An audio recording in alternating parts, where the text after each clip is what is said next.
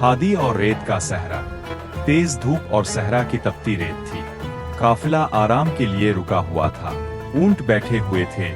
लोग खेमों के नीचे साए में बैठे थे।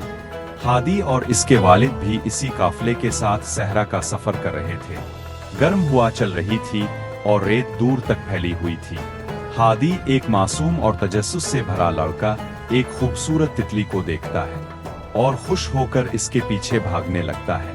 हादी तितली के पीछे दौड़ते दौड़ते काफिले से दूर निकल जाता है। वो रुककर इधर अल्फादेर देखता है। चारों तरफ सिर्फ रेत के टीले और सनोटा था। हादी फिक्रमंद होकर अबुआ जान अब कहाँ है?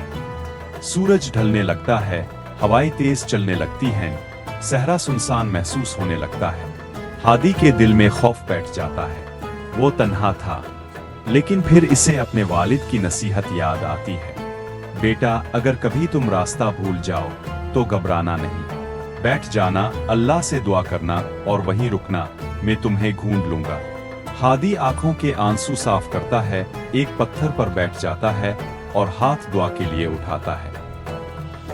ए अल्लाह, मेरी मदद फरमा, मेरे अब्बा को मेरी तरफ भेज दे। अचानक दौर से वालिद की आवाज आती है, हादी बेटा, तुम यहाँ हो।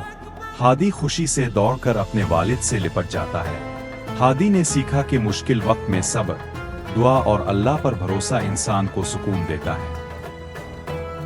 पैगाम: अल्लाह पर भरोसा रखे, सब्र करे और उम्मीद कभी ना छोड़ी।